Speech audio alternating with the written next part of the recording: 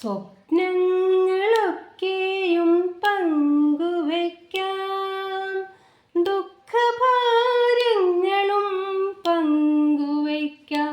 ഇനി സ്വപ്നങ്ങളൊക്കെയും പങ്കുവയ്ക്കാം, ദുഃഖഭാരങ്ങളും പങ്കുവയ്ക്കാം.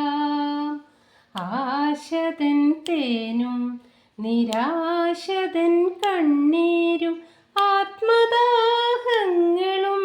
പങ്കുവയ്ക്കാം. ഇനി സ്വപ്നങ്ങളൊക്കെയും പങ്കുവയ്ക്കാം.